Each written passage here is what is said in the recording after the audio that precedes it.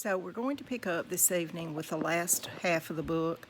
We've already discussed that this is an informational text. It's done in collage work, and you can see that this is a very unusual book. It's long. I've never seen a book quite like this. A quack, the parrots called when hurricane winds blew down the old trees where they had their nests. After the hurricanes passed, the parrots flew through the treetops to find a new nesting holes. A nest is a place where a bird lays its eggs. They flew through the treetops to find new nesting holes. Christopher Columbus sailed from Europe to Boracay in 1493 and claimed the island for Spain. Soon, Spanish settlers were planting crops on the island and building houses and schools with wood, bricks, and stone. Each time hurricanes destroyed their homes and schools, the settlers rebuilt them.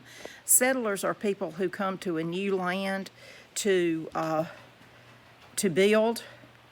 The Spaniards called the parrots cotarras, and they gave the island a new name, Puerto Rico, or Rich Port. Remember, we talked last night about this was the pronunciation guide, and you see that the parrot is flying around and they're telling us how to pronounce Puerto Rico and Cotonaras.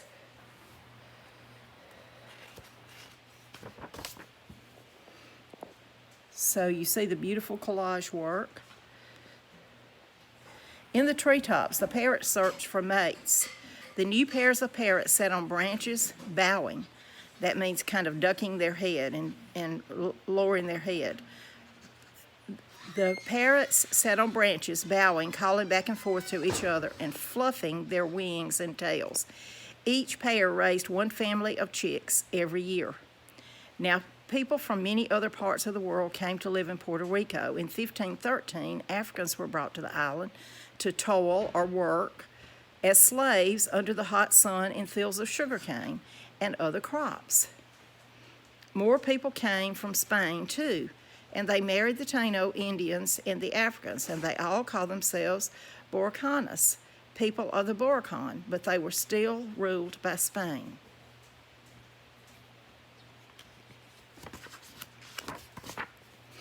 Again, this long page. A quack, the parrots called when red-tailed hawks chased them in the treetops. The parrots flocked or gathered together to protect themselves from the hawks. For centuries, people from other countries in Europe tried to capture Puerto Rico.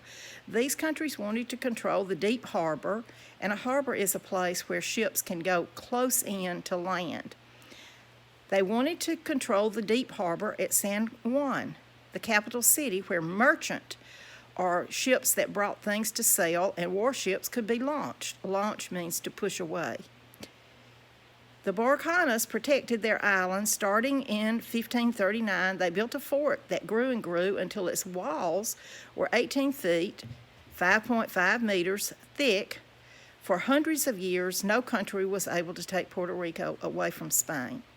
And again, the pronunciation guide on San Juan. Another really pretty collage. You see all the colors. A quack, the parrots called when they found that their nesting holes had been invaded by creatures brought to the islands by settlers. Black rats from the settlers' ships climbed the tall trees and ate the parrots' eggs. Honeybees that had escaped from hives swarmed into the parrots' nest. In 1898, the United States declared war on Spain, and the war was really about Cuba, another of Spain's colonies, but the fighting spilled over into Puerto Rico. Thousands of American soldiers landed on the island and began battling Spanish troops. Spain lost the war and lost control of Puerto Rico. The island became a territory of the United States, and in 1917, Puerto Ricans became U.S. citizens.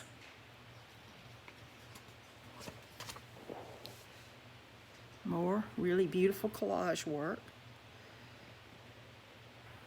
A quack, the parrots called as the forest where they made their nest were cut down. The parrots began to disappear from places where they had flown for millions of years.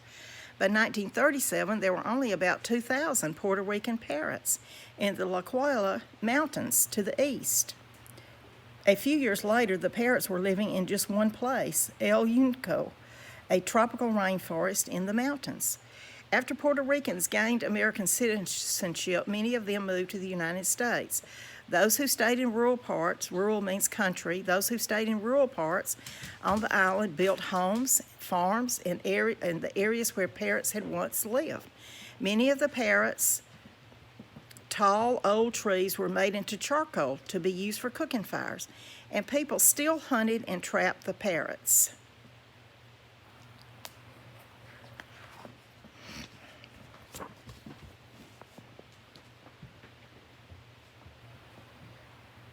In the 1950s, birds called pearly-eyed thrashers moved into the rainforest and tried to steal the parrots' nesting holes.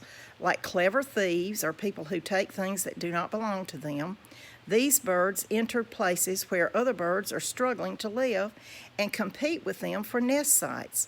The parrots fought the thrashers, jabbing at them with their sharp beaks and defending their nest with harsh cries.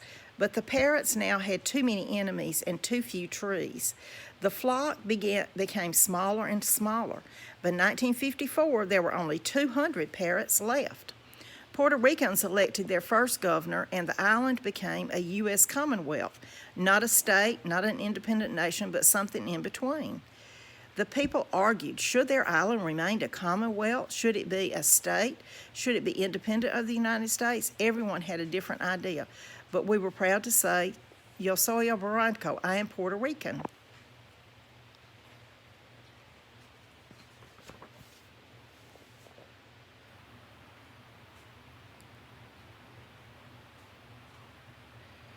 The flock of Puerto Rican parrots became even smaller. By 1967, only 24 parrots lived in El Yunco. Quack, the parrots called as they looked for someplace, any place, to find food and nesting holes for their chicks.